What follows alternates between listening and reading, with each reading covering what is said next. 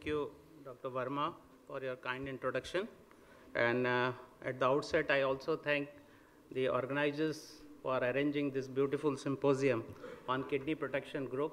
I'll just give a glimpse of this kidney protection group. This is created recently, and a few nephrologists, diabetologists, hypertension specialists, cardiologists are the group, the main mentor for this kidney protection group, and they are trying to do aware the physicians all over the country. They are now thinking of doing this program in 40 cities, and we are thinking of collecting the data of especially the albumin-creatinine ratio and the awareness about the kidney in the practice, diabetes practice, or in the physician's practice. So this is just the introduction about the kidney protection group. This is my disclosures. We all know about the global prevalence of chronic kidney disease. Hypertension and diabetes, we all know these are the major chunk of the diseases which contribute the chronic kidney disease. And if you see the Indian data, it is a SEEK study which is published in 2013, which says that the chronic kidney disease is around 17%, and in the different stages. And the hypertension and diabetes contributes the major thing, and it is around 32% diabetes which contributes the chronic kidney disease in our own patients. Diabetic nephropathy, again, this is around 31%, which actually has the total, if you see here, the major cause of chronic kidney disease, diabetic nephropathy. So diabetes seems to be a very, very problematic as far as the kidney is concerned. And overall prevalence of chronic kidney disease in type 2 diabetes patients is around 38 patients. This is what we do in our general practice. The normal albuminuria is a normal patient, the microalbuminuria and the proteinuria. Mostly it is the most sensitive part is the albumin-creatinine ratio. We can do it either a spot collection or the overnight collection or the 24 hours urine collections, and all are validated. So these are the figures for this. We have to do screening. This is very, very mandatory and sort of a compulsory thing these days. So we have to actually first initial when the patient comes to us, we have to screen the patients for diabetic nephropathy or the urine test, especially if it is possible. Dipstick, very common thing, we can do it. But if it is possible, then you can do the albumin-creatinine ratio, which is the most sensitive index. And my subsequent speaker will give you how to early detect the diabetic kidney disease in our own patients.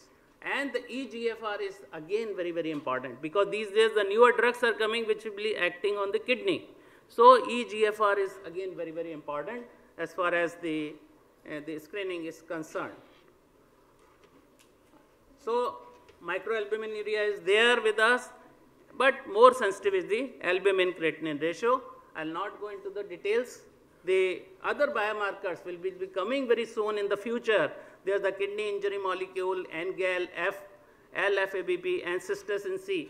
Cystatin C is little more available and will be available very soon for the early detection of the as a biomarker. These are the different stages of the kidney depending on the eGFR or the GFR. If it is more than 90, the person is absolutely normal or little on the edge. But if it is less than 90 or 60 to 90, that is a mild or stage 2, and then stage 3, 30 to 60, 15 to 30 is the severe or the fourth stage, and the ESRD or the end stage renal disease is less than 15.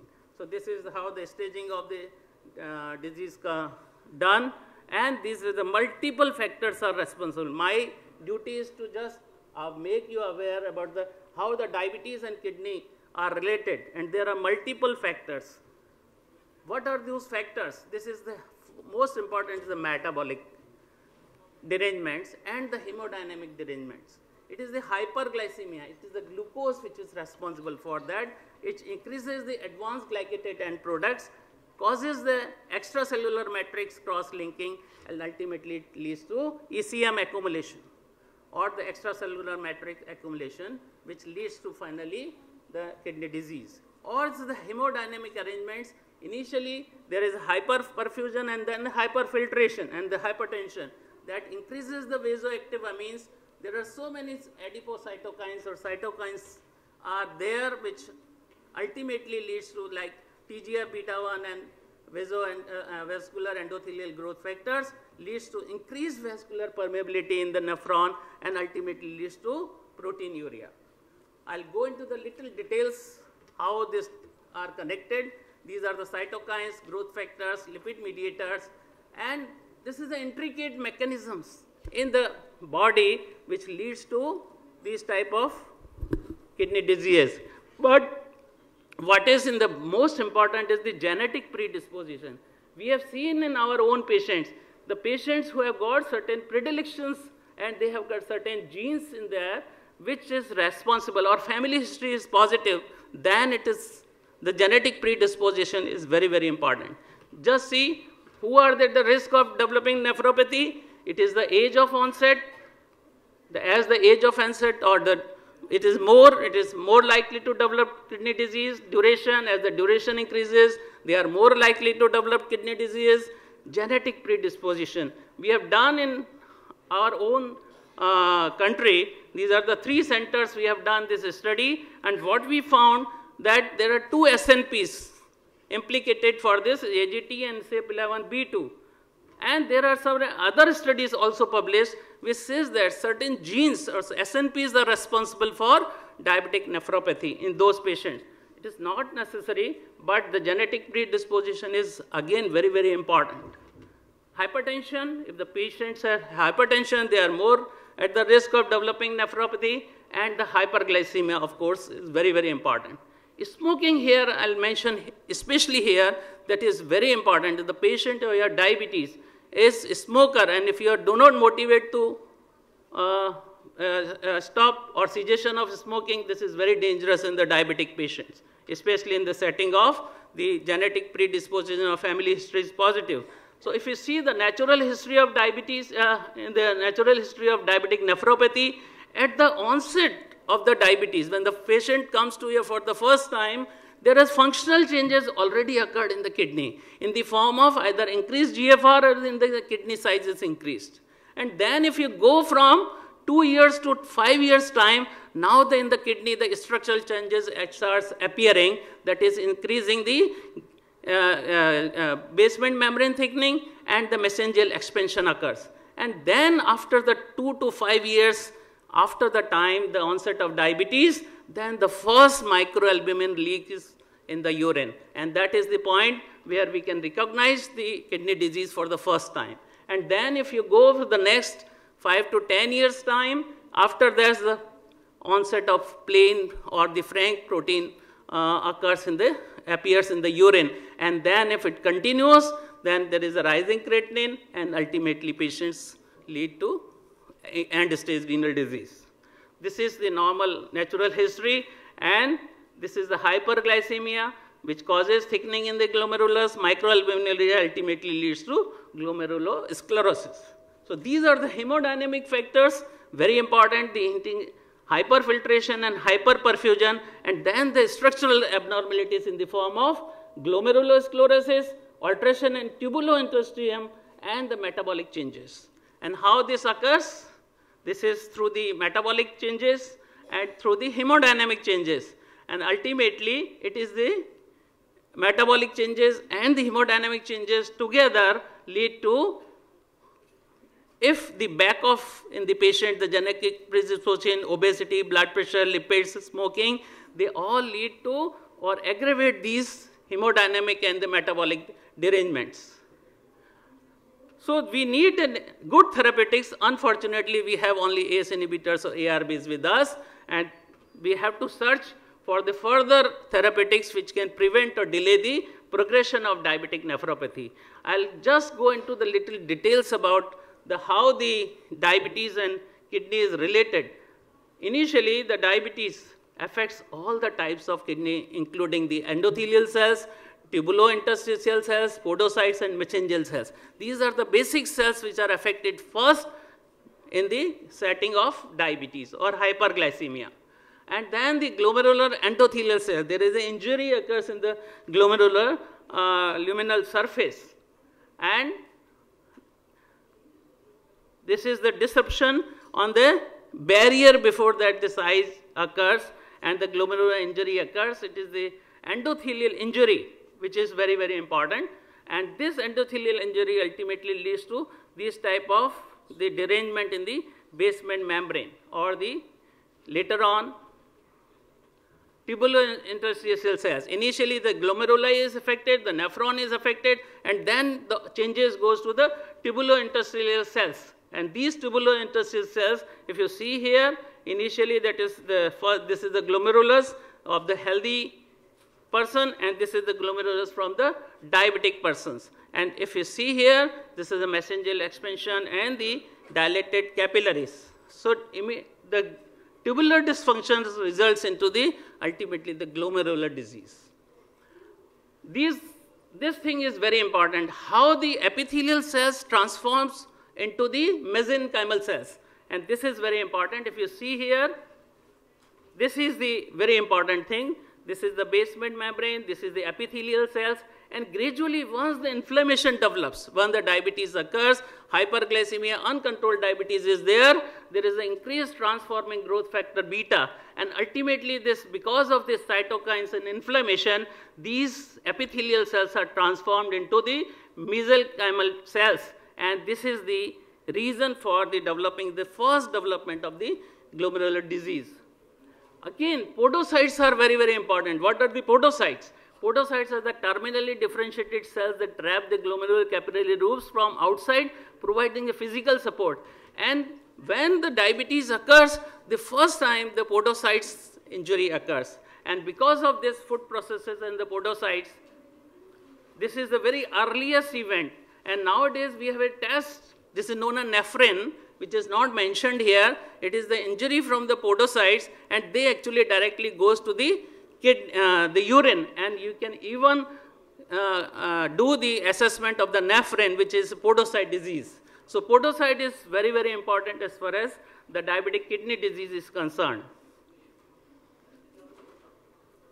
So we can actually measure the urinary podocyte, and this is how the diabetic nephropathy, if you want to understand the comprehension, this is a non-cell specific type, this is hyperglycemia, the polyol pathways, the advanced glycated end products, reactive oxygen species, hyperfiltration, and the renal angiotensin system. These all diacylglycerols, these all ultimately lead to either increase in the inflammatory cytokine like TGF beta 1, the matrix production is increased and the inflammation is increased.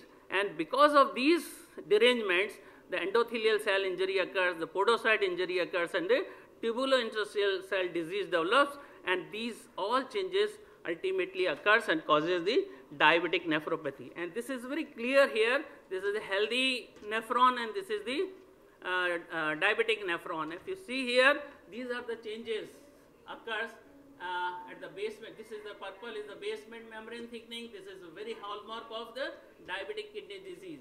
And there is a mesangial hypertrophy and the collagen deposition. This is all typical. If you see here, you can make a definite distinction between the healthy and the diseased nephron. Diabetes and kidney, and if you see the inflammation, and these are the reasons for this: hyperglycemia, renal angiotensin system, and oxidative stress. And if you see here, we have done one work, oxidative stress in our own population, and what we have seen here is the reactive oxygen species which leads to peroxidation of cell membrane lipids, oxidation of proteins, renal vasoconstriction, ultimately leads to damage to the DNA, and that leads to diabetic kidney disease. And if you see here, the macrophages. Now, there is actually constellation of the events, right from your inflammation, then the reactive oxygen species, macrophages. I'll not go into the details about all this.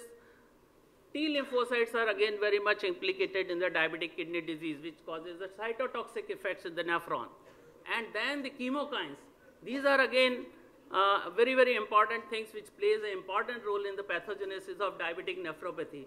And how they affect, if you see here the monocytes, the diabetes when the advanced glycated end products are there, and through the monocyte they increase the parenchymal cells, affects the activated macrophages, actually affect the parenchymal cells and the myofibroblasts, ultimately causes injury here, and the fibrosis leads to progression of diabetic nephropathy. So this is all intricate mechanisms. What are the cytokines? They are interleukins. They are very, very important. The interleukin 1, interleukin 6 and interleukin 18, especially the interleukin 1 is very, very important as far as diabetic nephropathy is concerned, which increases the vascular endothelial cell permeability initially and the hyaluronan production by the renal tubular cells. And then the TGF-beta and TNF-alpha. These are the inflammatory cytokines which ultimately causes the injury to renal injury, increased apoptosis, increased glomerular hemodynamics, endothelial permeability is increased, and ultimately leads to cell-to-cell adhesions or a microfibrosis between two nephron cells and leads to basement membrane thickening. This is how the things. And again the TGF-beta 1 in our own population we have published, and what causes the hyperglycemia increases the expression of transforming growth factor in the glomerular and the matrix expression, ultimately causes increased synthesis of collagen. So this TGF-beta 1 is also very important, implicated inflammatory cytokine. And then in the last, it is the adhesion molecules, and these adhesion molecules ultimately lead to diabetic nephropathy. I'll not go into the detail, but it is the ICAMs and VCAMs, and that leads to macrophages stimulation, and through the all intricate mechanisms, whether it's a gene for renin-angiotensin system, inflammatory, and this through the intricate mechanisms leads to reduced glomerular filtration and albumin urea. And then there are lipid mediators also important, especially the arachidonic acid, the prostaglandins, lipoxygenases, and they lead to mesangial cell hypertrophy and ECM accumulation. These adipokines are also important as far as the diabetic nephropathy is concerned. And now, when the whole things are there, how the nephron is damaged. This is the particularly most important mechanism where the microRNA from the cell surface to the DNA, these are the wrong microRNAs which actually leads to damage to the DNA, producing the wrong proteins and ultimately leads to microfibrosis and the basement membrane thickening. And these are the microRNAs which we have done in our own laboratories. This is ADPRT, AKRT, RAGE and other GFPT. These are the microRNAs which are responsible for diabetic nephropathy. So there is either upregulation or downregulation of the microRNA which ultimately leads to diabetic nephropathy. And then the metalloproteins, these are very, very important things which ultimately damages the kidney. So these are the final mechanisms, how the reactive RAGE receptor for advanced glycated end products and through the GLUT receptors, the reactive oxygen species, protein kinase, TGF-beta, and this through the all mechanism microRNA ultimately leads to diabetic nephropathy. And this is just the last slide of mine, which are what are the future for the diabetic nephropathy and the treatment. And this is the how to go along with the diabetic nephropathy. Glycemic control is the most important part. Advanced glycated end products, inflammation, reactive oxygen species, renal aldosterone angiotensin system is also known. But these are the things, the endothelin, the dietary interventions, pro-fibrotic molecules, antithrombotic, genetics, protein kinase C inhibitors, antilipidemic, calcium blockers, and the diuretic hormones and apoptosis.